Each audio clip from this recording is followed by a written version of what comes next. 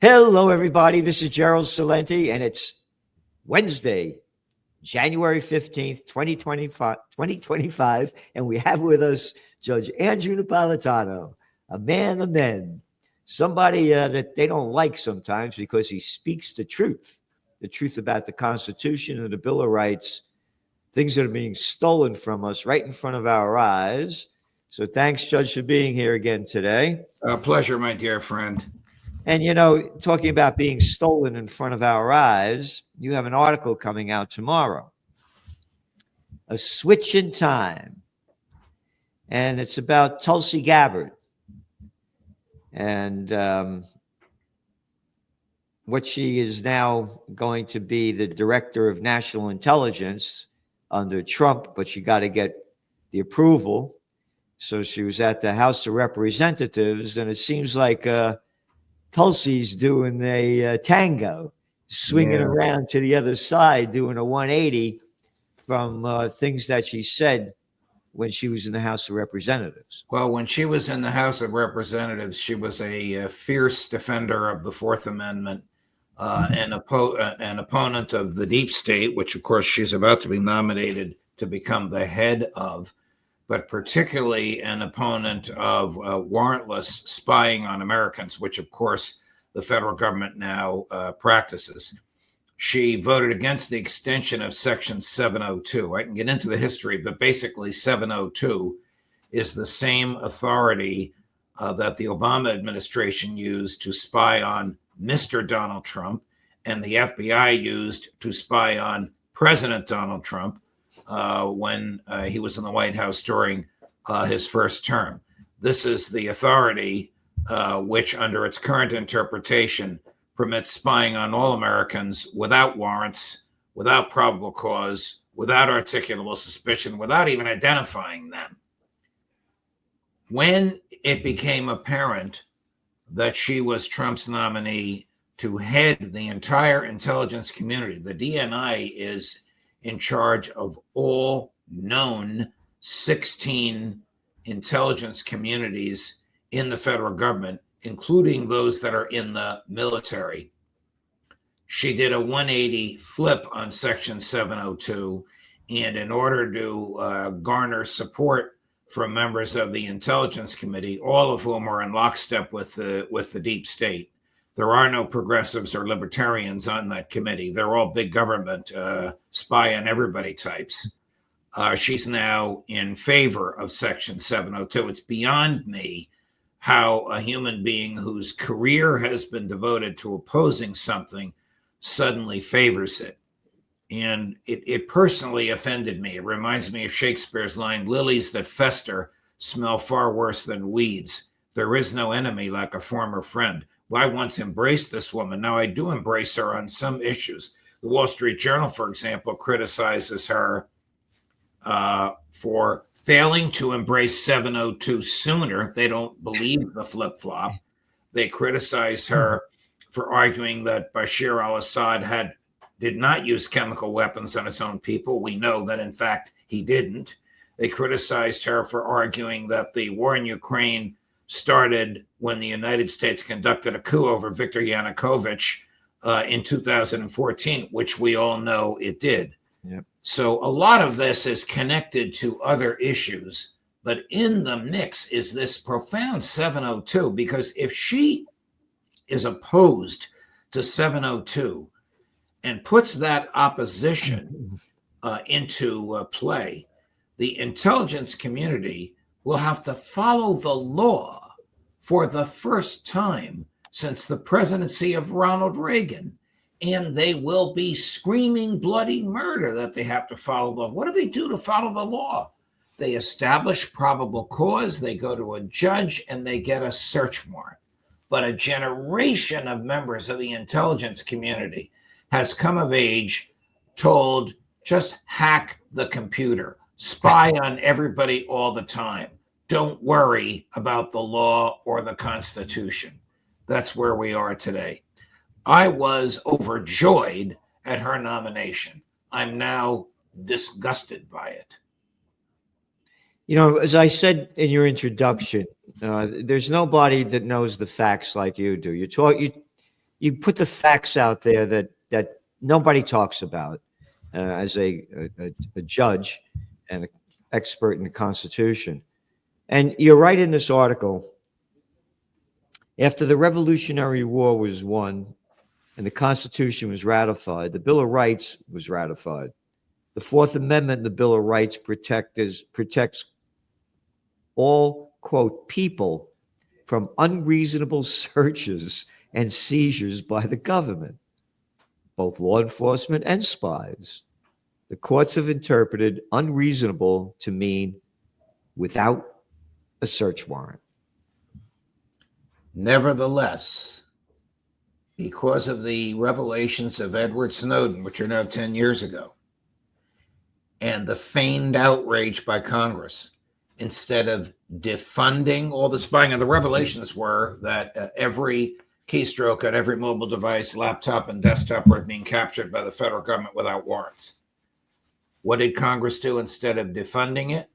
Found a way to make it lawful, unconstitutional, but lawful. Oh, we have to spy on foreigners. Okay, what about the foreigners that talk to Americans? Well, that opens up spying on the Americans. What about the people the Americans talk to? Well, that lets us spy on them out to the sixth generation. So in 2021, according to the FBI, the intelligence community spied on 3.4 million Americans without a search warrant, because 3.4 million Americans spoke to a foreign person, like a hotel reservation clerk in Florence, or my aunt in Naples, or a bookseller in London. If I make any of those phone calls or communicate with any of them by text or email, then they can surveil everything that I do. Oh, my God. Out to the sixth generation, meaning if I talk to you about having dinner, not about my conversations with people overseas, they can surveil everything you do: telephone, text, email. Oh. And if you talk to an IT person to come into your business to fix a problem, they can surveil everything the IT person talks to. And if he talks to his girlfriend instead of his wife, this is all hypothetical, they can talk to everybody that the girlfriend or the wife talks to. Do the math. 3.4 million Americans to the sixth power. You'll reach 330 million Americans before you finish the project. That's where we are today. That's what was used to spy on Trump. That's what she was opposed to until the weekend, when that's what she said she's in favor of. So this woman apparently is more interested in her job than she is in her principles. Well, she's a politician. They're all interested. That's what they're interested in. You know, I met her, by the way, when I was a speaker at the Rage Against the War Machine rally in D.C. And she was nice, but she had an attitude. I mean, Kucinich was there, you know, a whole bunch of, but she had, you know, this thing about her, you know, we didn't hit it off very well. And what she also has done too, you mentioned that she's against the Ukraine war. She's totally pro-genocide, Zionist for the Israel. Unfortunately, everybody Trump has appointed in his national security team is an arch-Zionist. You know, going back to by the way, what you're talking about, all these spy agencies, what have they accomplished? That is a great question, Gerald. Because what have they accomplished? By spying on everyone, they get information overload. If they had accessed the spying on this maniac that killed people on New Year's Day on Bourbon Street in New Orleans, they could have stopped it. But they didn't access everything they had from him until after he committed his murders. Because they gather so much information, not only is it unconstitutional, not only does it violate our natural right to privacy, it doesn't work. It's too much data for them to go through in an effective way in real time. Again, CIA, NSA, Homeland Security. Isn't that a joke? Yes. George W. Bush. Security. Homeland Security has 200,000 federal cops. They're everywhere, and they're plain clothed so you don't even know who they are. Where in the Constitution is a federal police force authorized? Where in the Constitution is the FBI authorized? Where in the Constitution is the NSA, the 60,000 person strong domestic spying apparatus, authorized? Answer: nowhere, nowhere, and nowhere. And again, what have they accomplished? What have they accomplished? Name me the big things that they've done in our lifetime. They haven't done anything. Correct. They're just, again, they're bureaucrats with bad attitudes. That's all they are. And again, you know, the cover of the magazine this week is about the terrible fires over there in California. Right. And it says, you know, trillions for fighter jets to kill millions, pennies for fighting planes to save millions. It shows you the incompetence of the clowns, the jerks, the arrogant little morons, and the imbecilic bureaucrats that we got to pay so much of our money taxes. Oh, when they get their, you know, retirement, oh, they have the time of their life. All the money they steal from us. Homeland Security, NSA, FBI, CIA. How about FUCKYOU? Because that's all they are with those initials. 415 is fine. You rather do 415? Yes. Okay. I'm sorry, Gerald. Someone just stuck their head in my office. Go ahead, please. That's right. I was just saying, you know, how disgusting all this is, that they haven't accomplished anything. Nobody really berates them for that. And I'll tell you why. The intelligence community is insidious. Justice Scalia told me he was convinced that the NSA was spying on the court. We know that when the NSA wants more money or spying authority, they don't ask for it in public. They ask for it in secret. Another person who flipped on all of this is Mike Johnson. He's the Christian nationalist who's the Speaker of the House of Representatives and second in line to the presidency. Was a fierce opponent of 702 when he was a congressman from Louisiana. As Speaker of the House, after a 2-hour meeting in secret in his office with members of the intelligence community, pronounced he's in favor of it. The intelligence community does the same thing. They meet in secret with members of Congress, swear them to secrecy, tell them God only knows what. The meeting is over, and the members of Congress give the intelligence community whatever they want. Do you remember about a month ago, you and I talked about this, I wrote about it, the drones over New Jersey and New York? Well, the intelligence community had a secret meeting with the House Intelligence Committee. Did anybody in the House Intelligence Committee go to the floor of the House and reveal what happened in that committee? No, they are terrified and totally beholden to the intelligence community. Why? And I said to Justice Scalia, how do they get away with this? He said, they have dirt on everybody in Congress. Yep.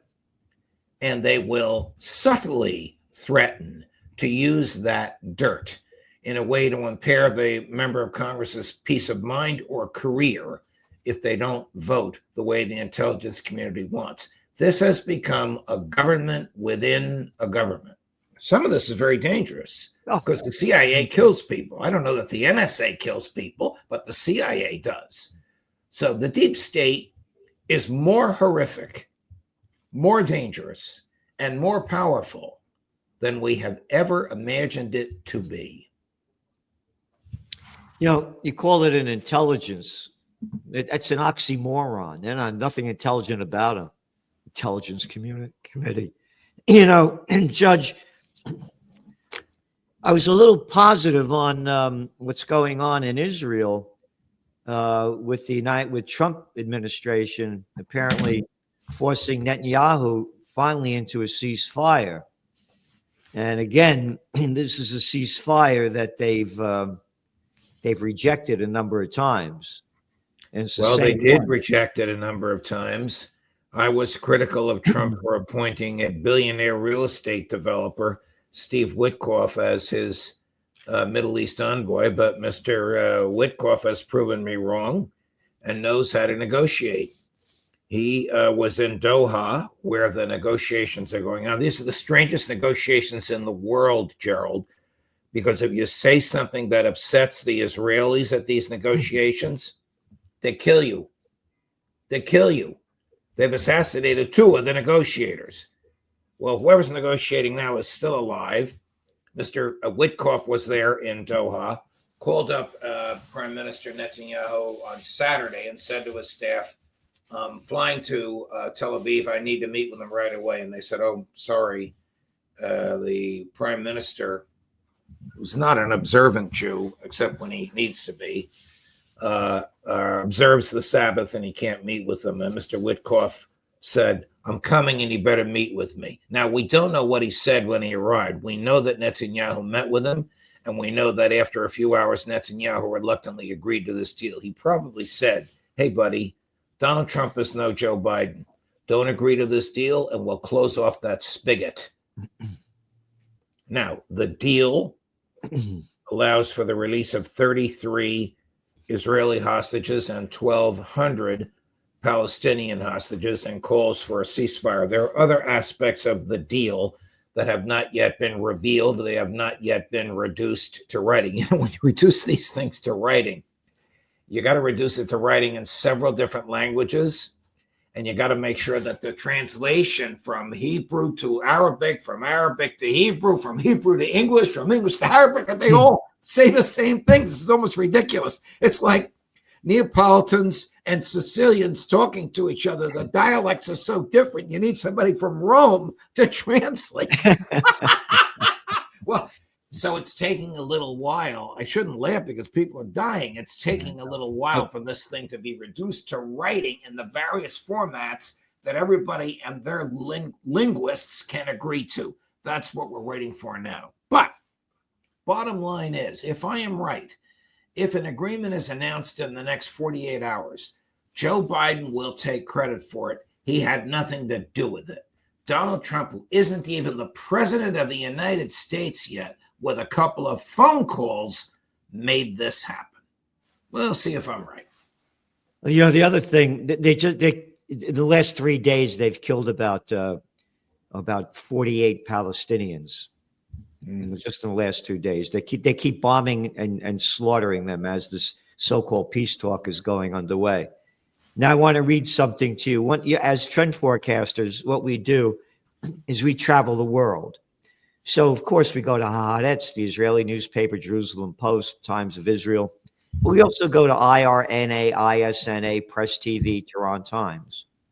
The Iranians, and we go to the Arab News. We want to hear what everybody has to say.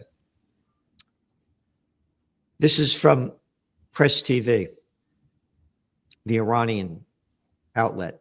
U.S. President-elect Donald Trump has promised to allow the Israeli regime's Prime Minister, Benjamin Netanyahu, whose real name is Milikowski, by the way, to resume the campaign of genocide in the besieged Gaza Strip after signing a potential ceasefire deal with Hamas, according to Israeli media. Ynet News, citing a source familiar with the matter, reported on Tuesday that Trump has promised Netanyahu that if he agrees to the ceasefire and the withdrawal of Israeli military forces from Gaza, he will support Tel Aviv retroactively if it decides to resume the war and violate the truce. In a post on X, Palestinian journalist Mohammed Shahada also noted that in addition, Trump had promised Netanyahu to remove the sanctions on the controversial spy war company NSO Group, which has sold its Pegasus spyware, one of the world's most notorious hacking tools, to several countries. Trump's, quote, gift back also allows Israeli regime to continue with its land grab in the occupied West Bank, he added. I am very familiar with, I have written about several times, you and I have discussed this software. This is called Zero Click. This is profoundly unconstitutional. It's one of the good things Joe Biden did was to prohibit the government from using it. The FBI bought this stuff. Biden found out about it. He ordered them to stop using it. They removed it. You can't make this up. It sounds like The Sopranos. They stored it in a warehouse in New Jersey. But this is no joke. Zero-click allows the operator of it to enter your computer without tricking you into clicking onto a link. It's the most sophisticated computer hacking tool in the world, developed and patented by the Israelis. They can't sell it in the United States. If Trump permits this to be sold, it's a grave, grave violation of the civil liberties of all Americans. It's also a grave violation of his own civil liberties. He'd have to be out of his mind. It lets the Mossad listen in on everything that Mike Waltz and Marco Rubio and Pete Hegseth and that crowd around, Sebastian Gorka and that crowd around him are communicating. I once asked Ray McGovern if the CIA spies on the White House, and he had a very sort of cat-like smile on his face, and he said, yes. And then I said, does the Mossad spy on the White House? And he said, yes, and they do a better job. And then he said, if I had answered either of these questions yes while I was still employed, I'd be on the unemployment line the next day. Yeah. So Trump has just made, if this is true, if this Pegasus has several trade names, if this Pegasus, if the federal government's allowed to use this Pegasus, or if the Israelis can sell Pegasus to anybody in the U.S., it's devastating to our privacy. Devastating. This is the deep state's dream. And again, on the other part of it, I think what's going to happen here is they're going to have a deal. They'll release the hostages, and then they're going to make up something else of why they re-attacked them. And they said, as this guy said, and he's not condemning them for stealing more land. Can you send me that piece? I have to write about it. Sure. Yeah. Yep. Very, very, very unsettling. Yep. Here I am happy over a ceasefire and the release of hostages, and this deal stinks. And I wonder if Netanyahu went for it because of all these side deals. I can't imagine. Exactly. I can't imagine that the NSO, that's the name of the company that makes Pegasus, or the retroactive support should they reopen the war, are part of the deal. This will also keep Smotrich and Ben-Gvir in the government, because if they leave the government, which they both threatened to do, Netanyahu loses his majority in the Knesset, and during his bribery trial will have to stand for re-election. Yeah. Well, Judge, thanks for being on, and thank you for all that you do. And everyone, if you want to know what in the world is going on that you're not hearing anywhere else, you want to go to Judging Freedom. The guests that he has on, just talking about McGovern and others, they're the truth tellers, and they've been on the other side. That's why they know the deal. Yes. Phil Giraldi is on with me this afternoon, and Ray McGovern tomorrow. Yeah, two CIA guys. Right? And Douglas McGregor. I'm sorry, Ray McGovern on Friday. Colonel McGregor tomorrow. Giraldi today. Yeah. So go to Judging Freedom, because the judge is doing everything he can to bring life, liberty, and the pursuit of happiness back to the United States, which they keep stealing from us. Thanks, Judge. See you next week. All the best, my friend. All right.